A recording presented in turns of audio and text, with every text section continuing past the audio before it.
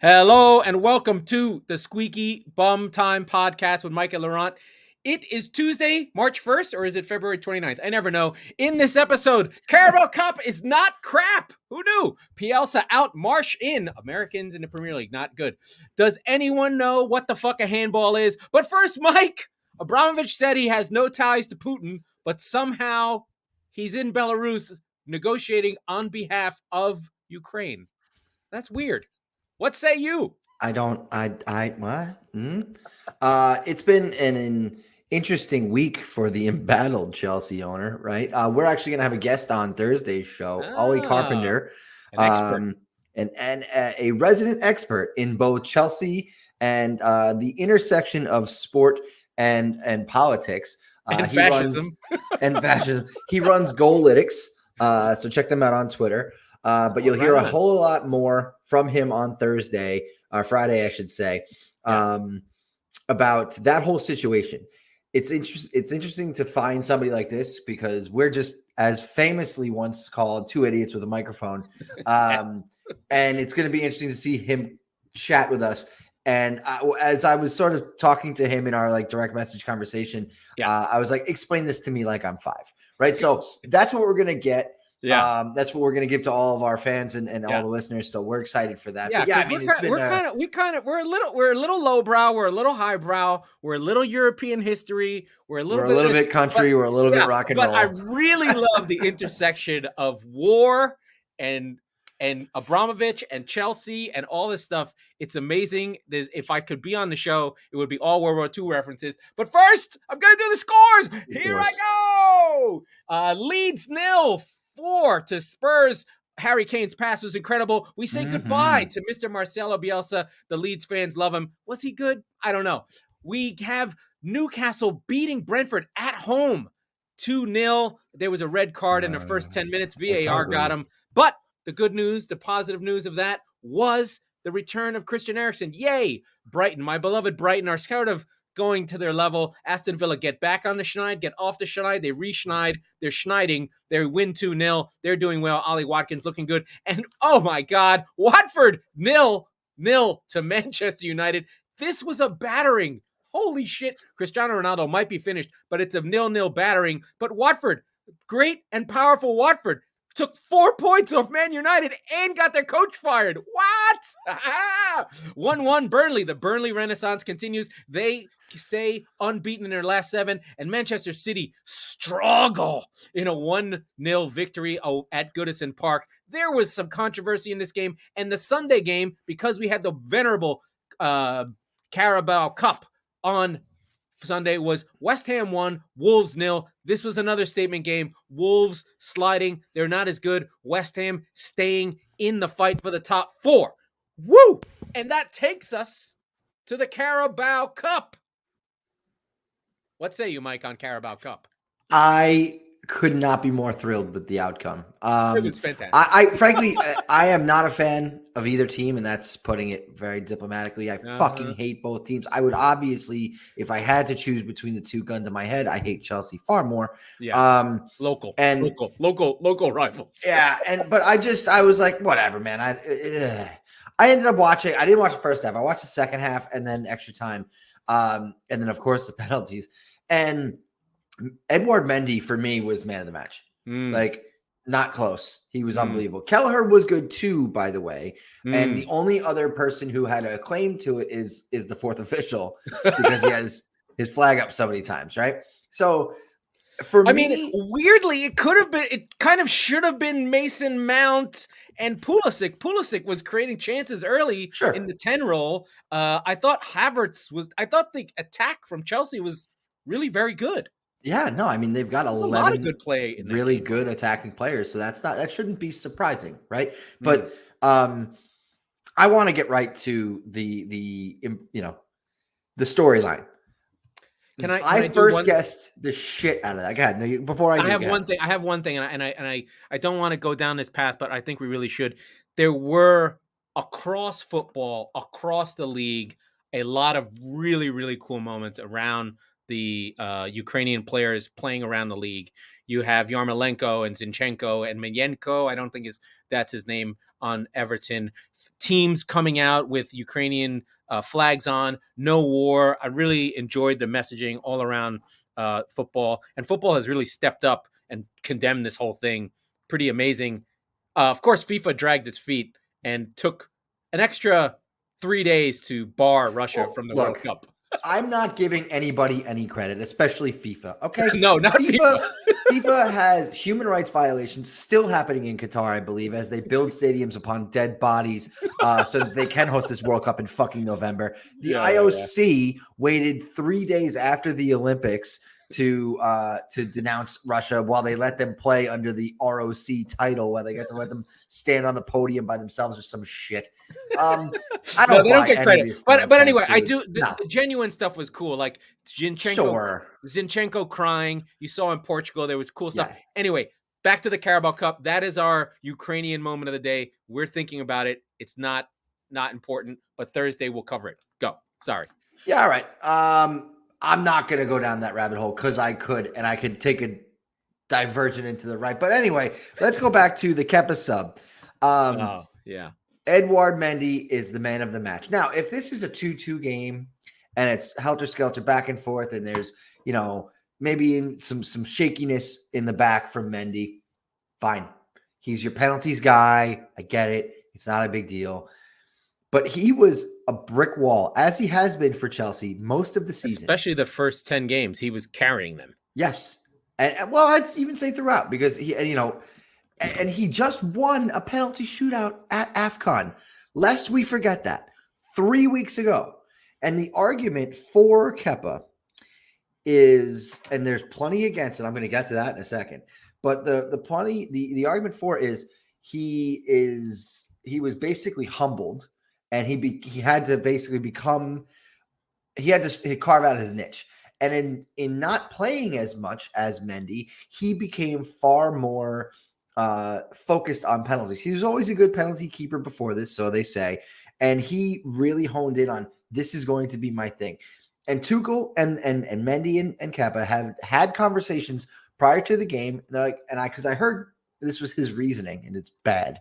But he was like, this was sort of the plan. If it goes to penalties, and you don't know because you might have to use all 5 subs, but if you still have one, this is going to be the plan. Okay. Kepa is 5 inches shorter than Edouard Mendy. So as imposing as he may or may not be in the goal frame, he's that much less imposing than Edouard Mendy is. Yeah. So, fine. You bring him in. I first guessed the shit out of it. I was like, this is the dumbest thing I've ever seen. Yeah, go ahead. And then with the second, and this is until the very end, this is my favorite part of the match. A lot of times you can, you're dancing around on the line. You're trying to put the shooter off a little bit. He actively stood 3 steps to his right when Virgil van Dijk went up to take a shot. Oh, this was amazing. And he went, hey, put it over my left shoulder, my right shoulder. I dare you. And Van Dijk looked at him, looked through him with disdain, fired an absolute rocket ship. That was the best part of the game. Past his right temple. It was amazing. Into the net. And then turned around and stared him down for 40 yards all the way back. Virgil van Dijk went, not only do you know who I am, who the fuck are you? It was, again, I do not care for Liverpool. I do not care for Van Dijk. Yeah, that was the best part. Shake that man's hand. So awesome. All right, Aveline, I'm doing my podcast. We may have interruptions. I have stats. You ready? Go for it. Daddy, I lost my tooth. Oh, okay. Penalty kicks attempted against Mendy, 28, only 3 saves. Penalty kicks against Kepa, I think it's 12 and 7. So we're talking about sample sizes that are minuscule. I could buy the Mendy. Right. He's big and whatever. Now, I I thought more of this game. I thought the penalties were the sort of icing on the cake. I really loved all the missed chances. I mean, each team had guys just go clean through. I mean, Salah went clean through on a mistake by Mendy. He made a bad clearance. Mason Mount had 2 that he was clean through. I thought Havertz, Pulisic, Mount was a much better front 3, than more fluid than what they've seen with Lukaku all season.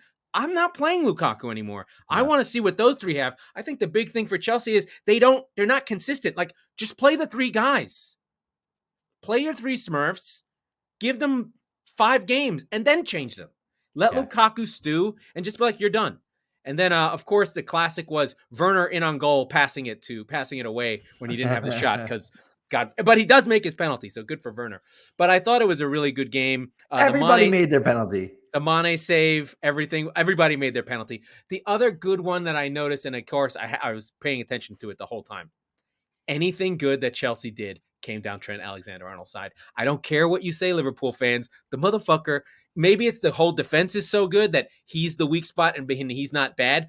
But the fact is, he gets spun around like a top every other attack down his side, and they continue to defend him because his offense is so good. I know it's good. The ball to Mane was incredible. He's always great with those passes. I'm telling you, some motherfucker, he's going to lose you a game because he's standing straight up and gets spun around because he does all the time. Oh, and there was a penalty.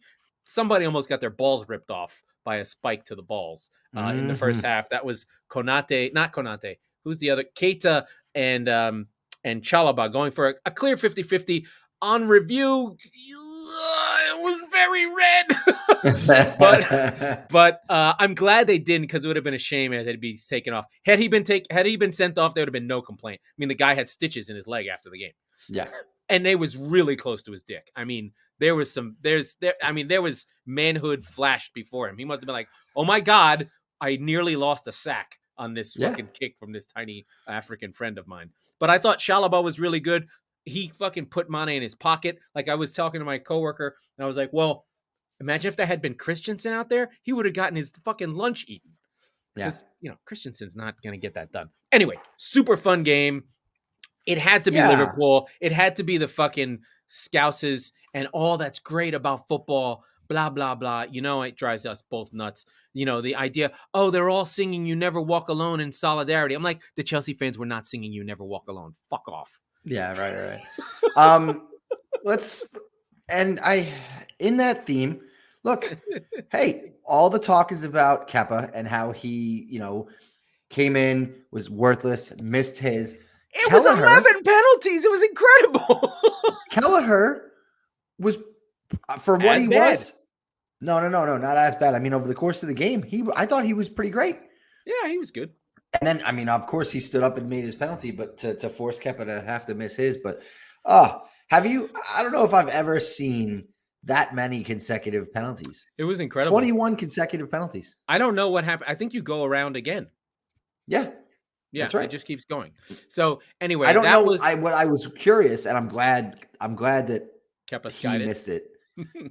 That was the most perfect ending for me, actually. Yeah, but yeah. What I don't know, and I'm curious, and I hope we almost found out, was if you then have the same order or if you can mix it up again. I would imagine it's got to be they got to lock it through. You just have to go again. Why would you get to reshuffle?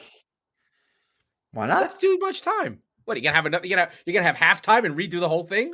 No, because as I've said many times, do I get another sub? Can I change the keeper again? No. What I'm saying is, instead of having, so let's see, Liverpool had Milner, Fabinho, Van Dijk, Trent, and so on and so forth. In that order, they would want Salah to go first. They would want Jota to go next. They would want. I understood. So, and again, after not getting a shot in the AFCON final, there was a chance he didn't get to go. I'll never agree with putting your best player last because there's the chance and risk that you're not going to get him to shoot. And even more, when I was watching this penalty shootout, I was doubling down on that theory to my wife, who didn't give a fuck. But actually, she thought it was very compelling. She was like, "Holy shit, this is awesome!" And that's why I married her. It was. I couldn't imagine being a fan of one of those two teams, and my heart would have been in my mouth. I wouldn't have watched it. I'd have just run away.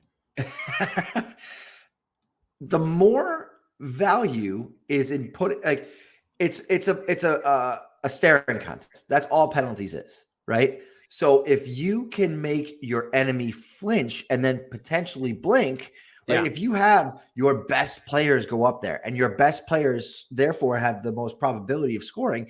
And by the way, Van Dijk, Trent, and Salah, you could have had two goalies in the net, and they weren't going to stop those. I thought the only ones that were poor, was Konate, who almost got it saved. But I kept thinking as they all went up, I was like, wow, all these guys are good. Like there's nobody that you felt like was a bum. I thought Konate would miss. I thought Harvey Elliott would miss. Chalobah, I thought would miss. Dude, Chalobah and Konate were like, uh-oh. Well, Chalobah's nearly had his dick chopped off, so his leg was definitely hurting. He was not okay. The fact that he was still out there was pretty crazy. I thought Lukaku would sky it, so that was my first hope. If Lukaku had missed, I was like, when Kepa came in, I never in a million years was like, yeah, Kepa's gonna get a shot. I was like, I hope Lukaku fucks this up. Yeah. The other thing that I kept looked great. Yeah, it was really, really a fun game. That's what good football's about. And unfortunately, it had to be two teams that we hate and two teams that narrative dictates that was great. I think the world was rooting against Chelsea, especially the Abramovich stuff that you're going to talk about on Thursday. And then, of course, the game prior was the other controversy of the weekend was City's game versus Everton. And we had a handball basically at the end of the game. It was really a nondescript game. I will give a lot of credit to Everton. They were very good. They played with the crowd. They fought City really hard. City were disjointed because, again, it's a weak link sport, and John Stones was playing left back. Mm-hmm. So everything was off. The runs that Walker would do to create space were never there. Everything just didn't work. Right. And Everton were in City's face and had the better chances early in the game and could have lost this game. There's no doubt about it. But City get a goal. I was literally in the process of tweeting in like the 88th minute or late in the game. Wow, this is Michael Keane's best game. Lo and behold, he fucks it up because he's terrible. And if I'm sure if I was on Everton boards or Everton board, if you're an Everton fan, let us know how much you hate Michael Keane. Every time I watch him, he fucks something up. He's fucking terrible. So when you have a bad center back, it's awful. It's like he's a shit Harry Maguire, and Harry Maguire's shit. It's weird how parallel. It's said a lot. Like Everton and Spurs supporters have like a kinship, and like because they have the red enemy, they have the Spursiness. Like Everton has that. Historically, City and Everton also have a kinship. There's when they were both kind of the same level of shit. Although Everton are a much bigger club. To be fair, they've never been relegated, and they are in the relegation zone. Like they're in the fight. They are in it, and we're gonna cover that in a minute. But the controversy is. Randomly, late in the game, ball gets kicked downfield, and Richarlison, who has just never stopped running, never stopped going down, got the shit beat out of him by City. He gets on the ball. There's a rebound, and inexplicably, Rodri just plays the ball with his arm. It's just like, what the fuck are you doing? It's not great. It is in a gray zone, I would say. It's about an inch down from a t-shirt sleeve. Is that about right? It's a handball. It's a handball. It's a handball.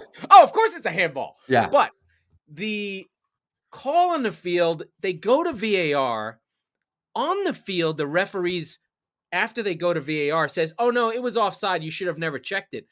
But the NBC in the U.S., they drew the lines, but they were not the official lines. They drew their own line. They were like, oh, it was offside. But then the Premier League was like, no, it wasn't offside. That's not handball. Like they had the out. And they're like, no, we couldn't tell. We couldn't tell because it was up high. I'm like, this is about as handball gets. And and you showed me that picture from the Champions League final. They had changed the rules since then. I know they have. So yours was still a handball. That was the armpit shot. I'm sure it was Dev. That wasn't. It was Sissoko. No, it was Sissoko. Yeah, of course. 37 seconds into the game. Yeah, fantastic. Thanks. Yeah. That was great. Way to fuck up the game. Yeah. Well, at least he wasn't sent off. But anyway, City dodge a bullet. Lampard gives a classic end of the game interview. He's like, my 3-year-old daughter could see that was a handball. I don't know what's going on. And the CEO of the team is demanding an apology to Everton Football Club, who at this point, you wouldn't think so. They fucking need that point badly. Yeah, no, it's a big point for them. And they played well. And I think that the bigger takeaway is, while that might be deflating, they can feel good. They played really well. And if they play like that, they're not going down. I don't think they're going down either. Somebody is the problem. Okay. And we say, it's foolish of me to try and handicap this race at this point, because it does. Oh, change. who knows? And you're always you're 2 wins away from not going down. Yeah, well, and Newcastle now 4 out of 5. Wow, I mean they're now safe by virtue of the fact that there are 3 teams between them and the drop zone, right? Mm-hmm. So they're not Brentford, going down now. They're Leeds, gone. They're gone. Brentford and Leeds. I'm scared for you guys. I really am. Mm-hmm. Because not only can Burnley catch Everton, Burnley can catch both of them quite easily. Mm-hmm. With 1 win, they have 3 games in hand on Brentford, and they have 3 points to chase. Mm-hmm. And they have the goal difference. And they have Leicester on Tuesday, tomorrow. Ooh. And they're a great team at heading balls, and they're going against what is potentially the weakest defense you could go against. They're going to score. You want to? Let's look at the bet. Go bet on Burnley scoring a headed goal. Book it. Book it. Yeah. That is about as money as a goal. Weghorst to score on a header. Just bet it. Wow. Or me or Tarkovsky, any of those dudes. They're scoring a headed goal against Leicester. It's just happening. Even if they lose, just go for the headed goal. Right. Yeah, you probably get a piece. Yeah. So we have Leeds actually setting the record for goals against in a month in the Premier League. They really have been getting the doors blown off them, to the point that they didn't want to sack Bielsa. They gave him every chance not to, and they just get the shit kicked out of them. It's so weird. They do fire him. It's weird because Spurs, as we've said many times, are maybe the best counterattacking team in the league. Mm-hmm. But that's, they're the most comfortable when they have an even split of the game, but you're trying to, really get after them, and they can hit you on the break. Let's be very clear about something. 9 minutes into this game, Ryan Sessegnon teamed up with Matt Doherty, one of my sons, score a goal. The crisscross across the field, fan-fucking-tastic. It was great. It was amazing. But when he scored, I was like, "Oh, that was Kulusevski," and I was like, "Oh, it's Matt Doherty's first goal for Tottenham. Hey. He's been here for 2 years." That's what you thought you were getting. No, well, yes, but at the same time, I was like, Leeds, get it together, man. Like, holy shit. And then Kulusevski hits the second one, and you're like, all right, this could get ugly. Yeah, and it did. Yeah, because, listen, Leeds never blink when they give up a goal. That happens. Don't care. Yeah, they're like, whatever, we'll get it back. And the problem is that recently, and they almost pulled it all the way back against United recently, but, I don't know. There's just...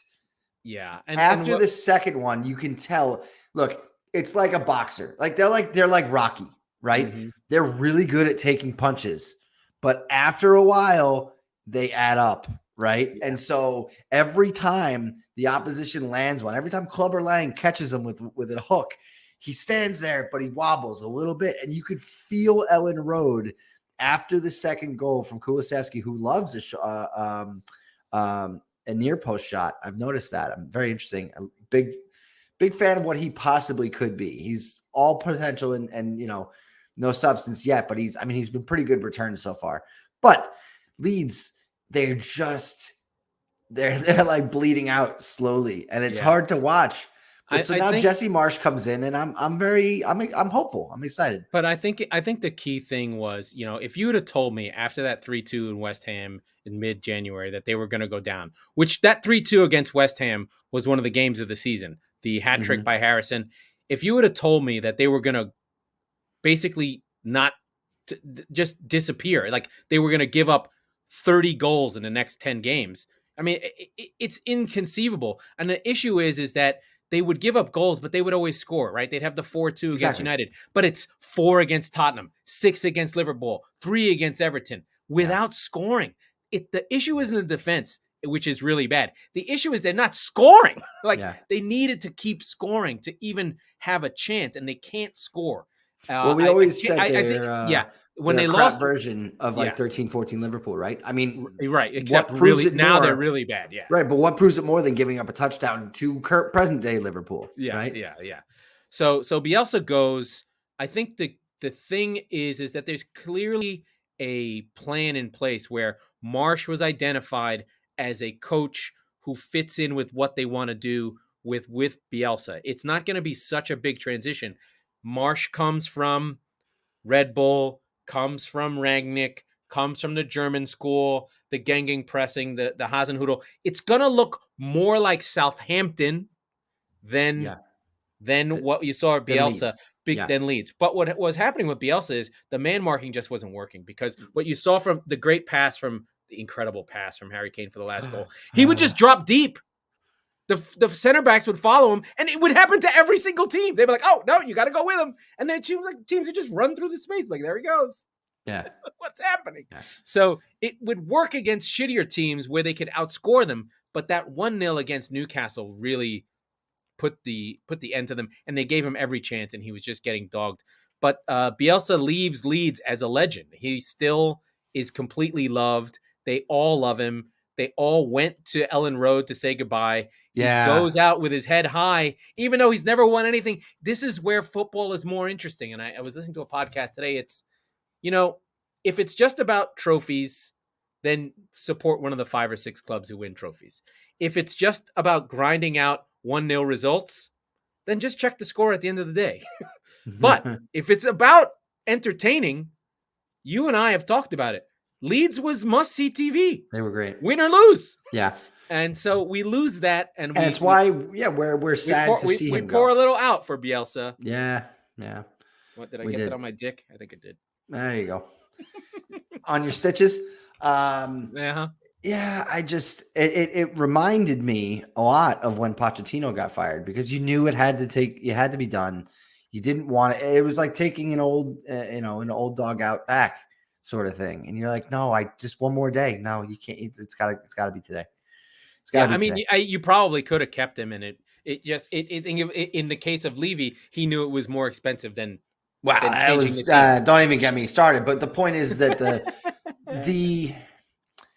it's unfair to Bielsa because they were so hurt. They just Bamford all year, no nothing. They just half their guys were out all year. Yeah. Mm-hmm. Yeah, but they've still got, but they had to be a little bit more pragmatic, right? Like at some point, I know never going to do it. I know, and this goes against exactly all of his ethos and everything, but like a little bit, right? Never. So, that's the beauty, right? So it's the romanticism. Yeah, it's no. We're going down. We're doing it this way, and we're going down. I think Leeds fans would have gone down with him. They were ready. They have the second worst goal difference in the league right now. Yeah, and I know. That is impressive. Important. It's impressive, but it's also important for where they are right now. If they were still in 12th, it would be that's hilarious. Poor Bielsa. That's sad. But now that might be the reason they go down. Yeah, not because they haven't lost all these games. It has happened. Oh, they God, do not. They are now level with Watford on worst expected goal difference, which is even crazier. Well, they're even worse. So this is the difference, right? They're minus 31, but their expected goal difference is only minus 50. Yeah, they had. So they're actually giving up more against Spurs. Okay, they had 2 goalposts. They had a ball where Loris had misplayed it at like 30 yards away from goal, where he is not good. He's great in the box, but outside he's a mess. He plays it. I forget who it was. Comes in down the left and hesitates. There's no goalkeeper. Ben Davies is no, it wasn't even Ben Davies. One of the center backs is standing in the net, worthless, and Ben Davies comes swooping in like the Flash and blocks the shot. And you're like, what are you guys doing here? Some of us had both teams to score. What the fuck are you doing, Leeds? Meslier is obviously when you have the worst goal difference like that, the goalkeepers are now the least lucky or least shot stoppy. I don't get the sense that Meslier is that bad, but the shot expected saves are bad for them. They're just playing a lot of bad luck. They're getting no luck in scoring. So, you could make the argument that maybe they should pull the goalkeeper and change him. It's the easiest thing to do. Maybe that would have changed their luck, or they're just giving up really, really awful fucking chances they're giving up are are just like it's one-on-one destructive. Now we have 2 games here that were not great to watch, but are interesting for the top 4 race. The 0-0 Watford. It's just laughable that United just can't fucking get past Watford, who are literally the worst defensive team in the league. And then West Ham getting back on track, getting their goal from Souček, scruffy. And again, it can't go past every week. Declan Rice is just a fucking beast. Yeah. Like whoever gets him, and I don't know, and I hope it's not Chelsea, and I hope it's Chelsea, because you know what? Tuchel's such an asshole, he'll fuck it up. Because he's like, oh, we have to do something different and make you not do what you like to do. But what I'd really like to see, what I think the world would like to see, is 2 English midfielders together. Him and fucking Conor Gallagher in the midfield for Chelsea. And it would be fucking beefy Englishness with all that flair up front. If they do that, they're fucking geniuses, and maybe the Abramovich thing falls apart, and they both have to come back. Oh my god! Or they'll both. Whoever gets Kelleher, and if someone is smart enough to sign Kelleher and Rice, I'll just be like, I might have to. Gallagher. Sorry, if someone signs Gallagher and Rice together as like Chelsea homeboys, I might have to be like, I might have to use like incognito mode and a VPN and just put on Chelsea shirts on videos and just wear a mustache and just be like, look at me. But I love those 2 guys. The Englishness, it's why we like the Premier League. It's that style. Both of them. It really does. Yeah. But Rice willed the team to win. So many good moments. Him and Souček. They had another good sort of another cool moment for Yarmolenko, who actually left and went to the Ukraine and be like, not that he's playing. I mean, David Moyes is like, kind of helps. Just why don't you stay there for a while? I mean, they're giving out AK-47s. You might as well just go. Have one. Yeah, have one. Have at it, boyo. So he goes, and that happens. And then let's cover the relegation fight between Newcastle gets their win. We're worried about Brentford, and Dyche gets their draw against Crystal Palace. And hey, Dyche, of course, they only take 1 shot versus Crystal Palace, the fuckers. And Dyche has them 1 point off of Everton. And they've got, if they get another draw and Everton drops out of the game, Everton falls into the relegation zone. Again, I don't think, like you, I don't think that they'll be the 3rd team. They're too good. And by the way, Watford still has a shot. I mean, I'm not optimistic. It's very close. I mean, it is extremely close. I mean, everybody, Watford, I think, are definitely shit. I mean, sorry, Norwich. They don't even have Norwich. Yeah. And again, it comes back to, I've harped on this pretty much every episode for 2 months, if not 2 years. Games in hand, and Watford and Norwich don't really have any aside from on Brentford, so they don't really have any get out of jail free cards, whereas Burnley still has 2. And that's where you look at it, and that's why I think Everton will probably be okay. They'll fall ass backwards into points somewhere. But if you had to pick one, it's like a fuck, marry, kill for relegation, right? Brentford or Leeds, who stays and who goes right now? I'd rather have Leeds than Brentford. No. Who do you think? But who do you think stays? Oh, who do I think? If Burnley catches, Burnley's close. Actually, here's what I thought. I think one of the things that's happened with Brentford is the injury to the goalkeeper and no Tony. I think they're getting back Tony. They've got the goalkeeper. He's got to get back into form. I've got to believe that Eriksen connecting in that midfield, even if it's only part-time, with Tony will make a difference.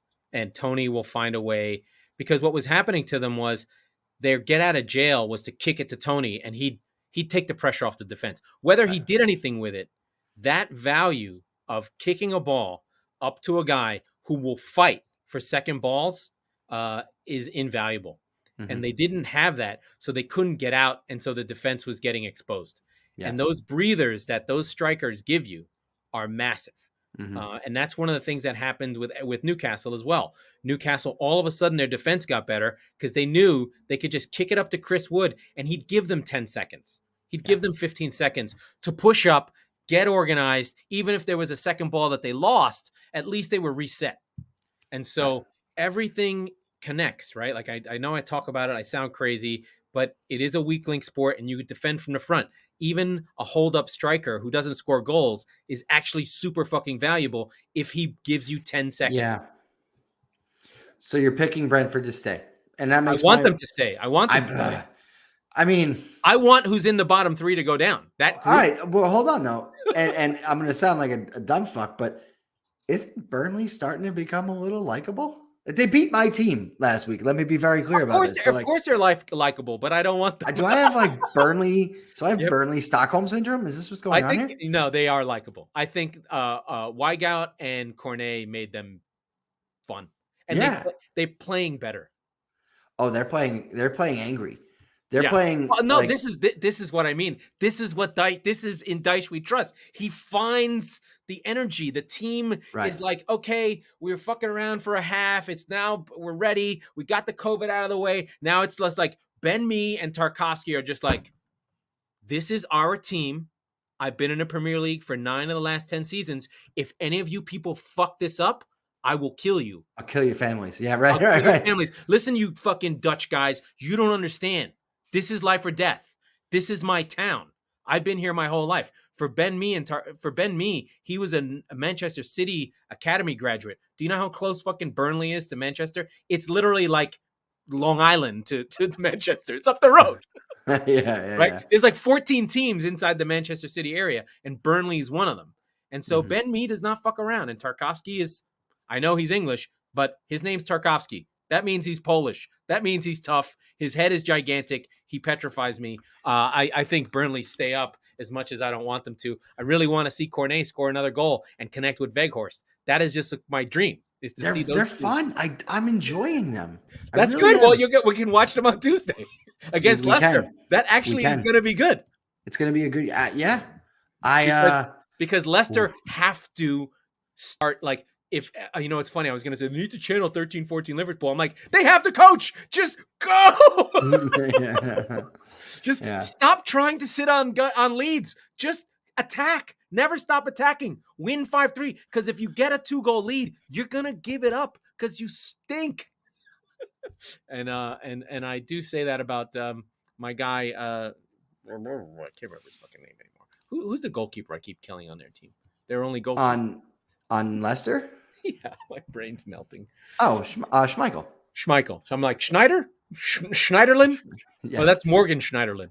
Yeah, I mean, we don't really have much to talk about, but I just remembered we have games on Saturday. Well, we got the FA Cup too. We have the FA Cup. That's what I was going to say. What we have for the FA Cup is not much, but we do have the FA Cup itself. So tomorrow, randomly, Burnley and Leicester are playing. Also, Peterborough, I don't know where that is, play Manchester City, along with Crystal Palace playing Stoke City. So some old friends and some new friends. We also have your beloved Tottenham Hotspur playing Middlesbrough. They got to be careful. Yeah. I would be worried. This is a good team. Yeah. And look, let's be clear. I mean, Spurs have, because we have a hot potato race for the top 4 officially now, right? Like United don't want it. West Ham can't figure it out. Arsenal have the inside track, as we were talking about offline, but Spurs are in the race still despite their best efforts. So they don't have it. This isn't the only thing they have to play for, but it is certainly the only chance they have at a trophy. So I think that they'll go full bore. I don't think that that Conte will take this lightly. No, he won't. He won't. He should go. Yeah, I just. It's going to be a good game. We'll see. Are you ready for one of these classic? Because the FA Cup is the oldest continuous tournament in world football. Started in 1876.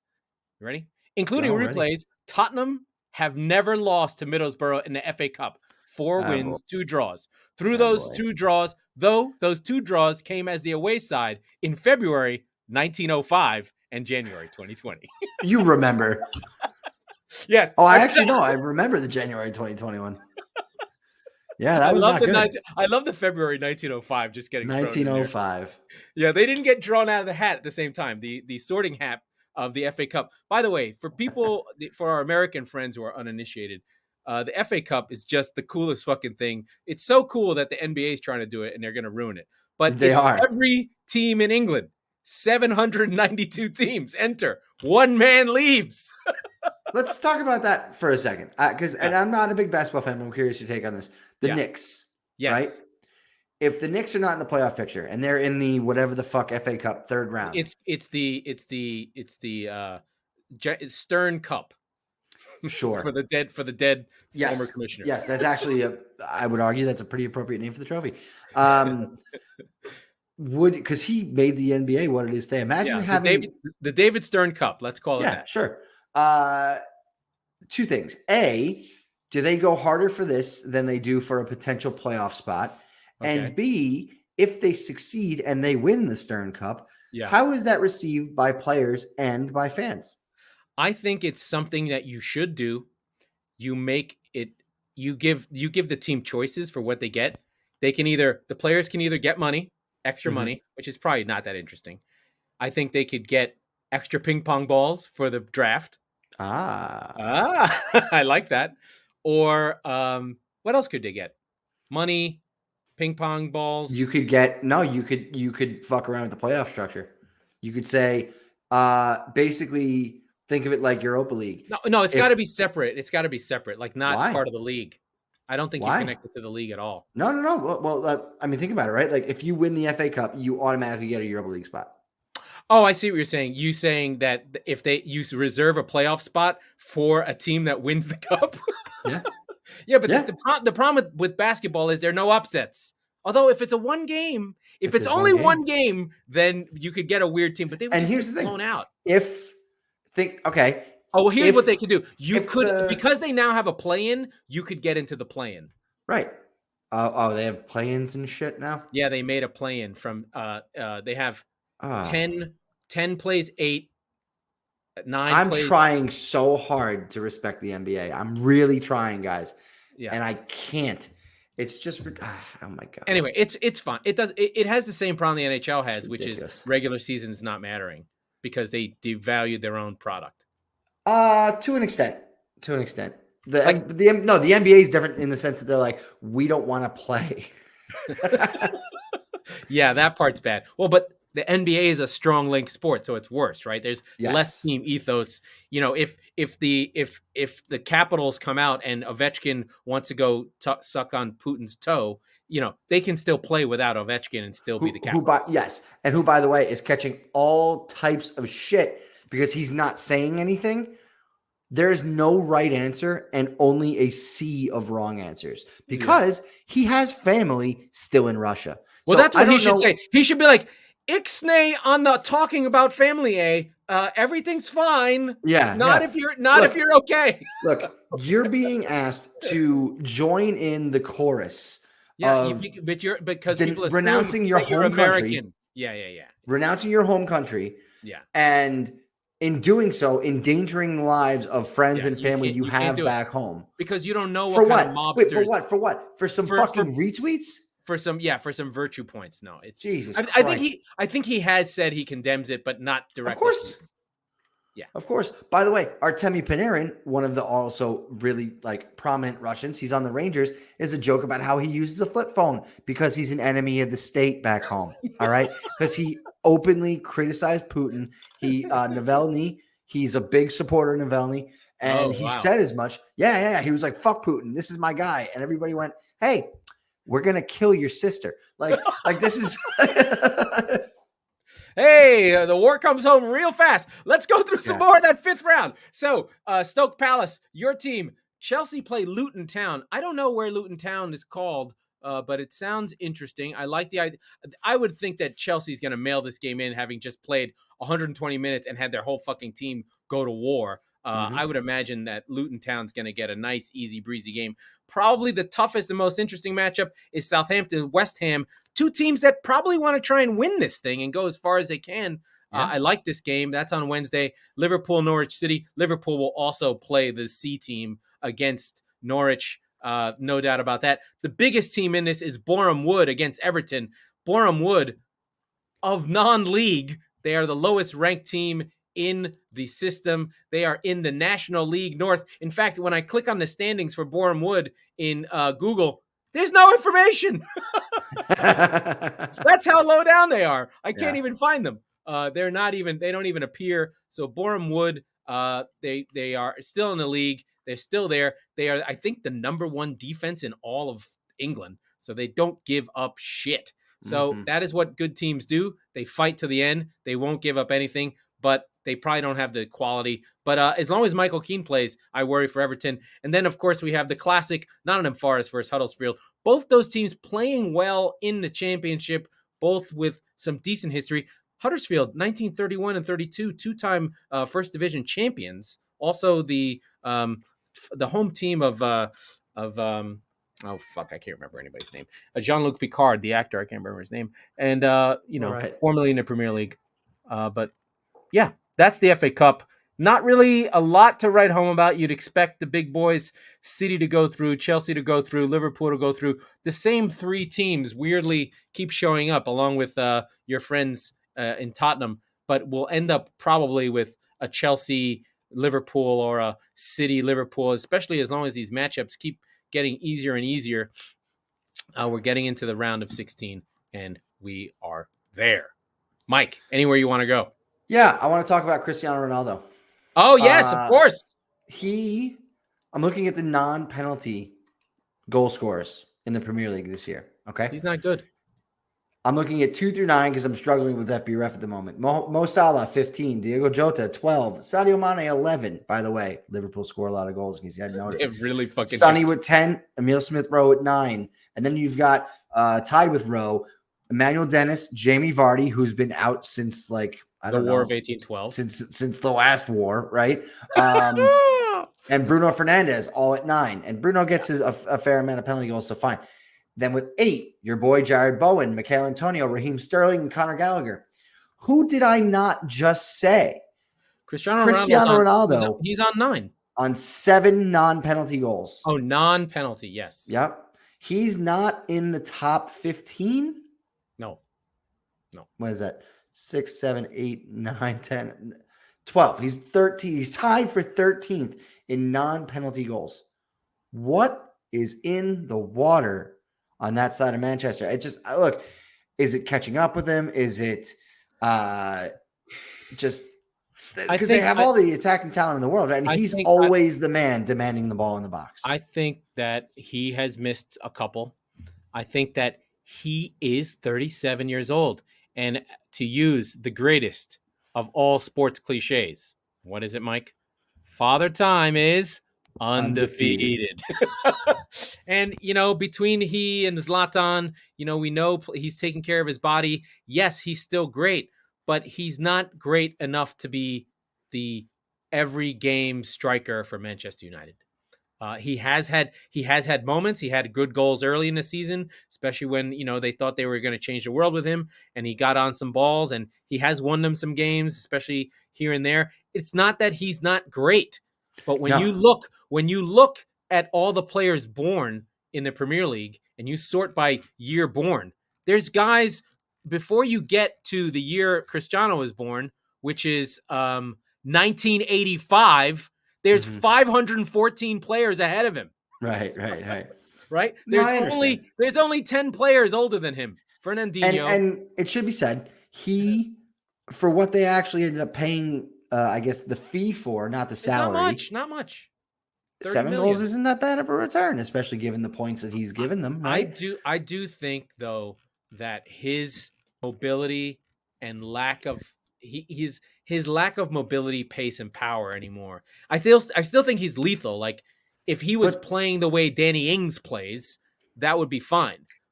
Or if he was playing for City, it would be fine.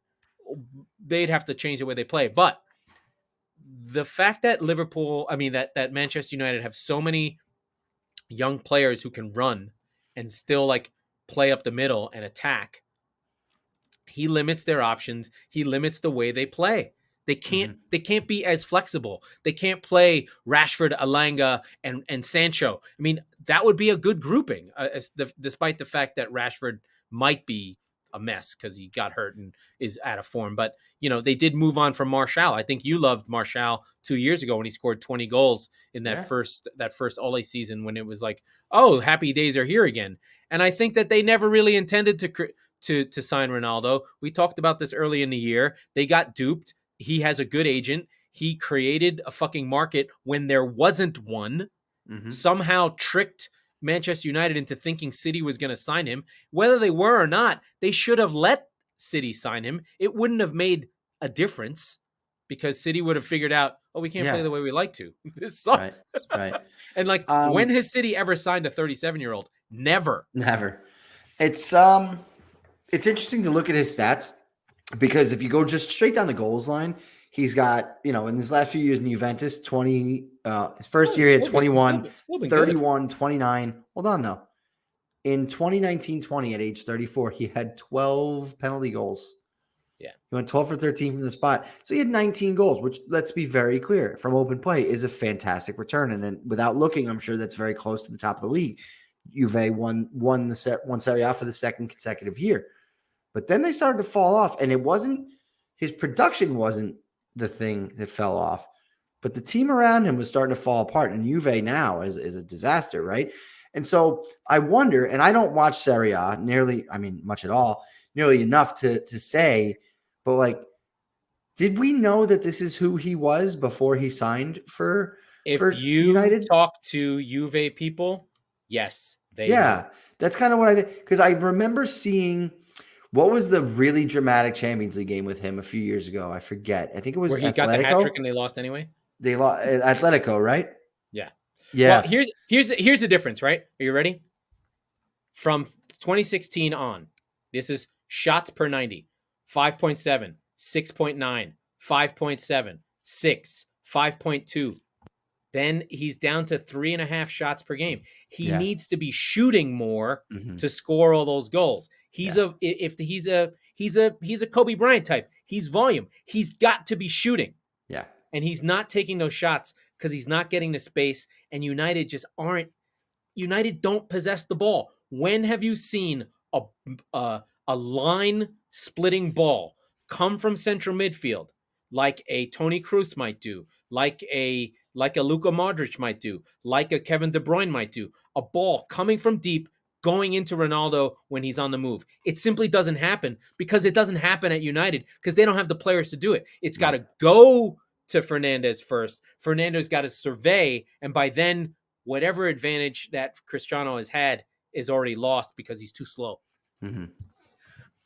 I've made that up, but it sounded good. I don't know that he's too slow, but it makes sense. He's definitely not as fast as he used to be. No, of course not. He's too slow for 25-year-old Ronaldo standards, right? Of course. I mean, 25. I mean,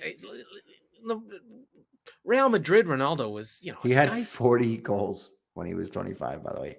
He had 46 in his age 26 season. We're not going to see these numbers ever again. No. And Messi broke sport. I don't mean to say that I expected him to be the best player in the league. That's not what I'm saying. But what I did expect was 20. For him, I didn't expect 3 Liverpool players to be the top 3 in non-penalty goals, right? And goals from open play. And and frankly, I'm surprised Kane isn't closer to the top. I'm surprised Vardy, although you did spend 10, 15 games with the least. Yeah, no, I know. Worst coach in the league. What I'm saying is when you look at the chart and you go, Jared Bowen is ahead of Cristiano Ronaldo and Harry Kane. He's one of my sons. But it goes back to it. Both those teams. Jared Bowen plays on a team with what? A really good central midfielder who breaks the lines and gets him the ball out wide when he's on the move. What does Harry Kane not have? Someone in central midfield who breaks the lines and gets him out on the move. He has to literally come get the ball, turn around, hit it to someone, and then run into the box and have it come back to him. He has to be the 9 and the 10. I lied. He probably has a great therapist. Yeah. So if Ronaldo had Trent Alexander-Arnold fucking pinging wings from 3/4 inside the half, just going pew. Those nuclear bombs he drops. They're so incredible. I fucking hate him for it. Yeah. Or someone like Cancelo just weaving things in, getting to the byline, and him just standing there. Like, if you don't think Ronaldo could do the fucking the Raheem Sterling role where he stands in the back corner and just puts his foot down on the ground, a ball hits off of it, Right. and he scores 20 goals. Actually, that's unfair to Raheem. He does a lot of other stuff. Anyway, we're getting near time.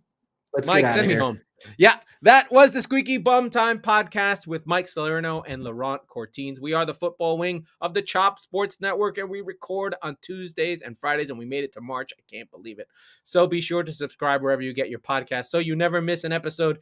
And if you're listening on Apple, please write and review the show, especially when they're longer than a minute long, and we will make sure that doesn't happen again.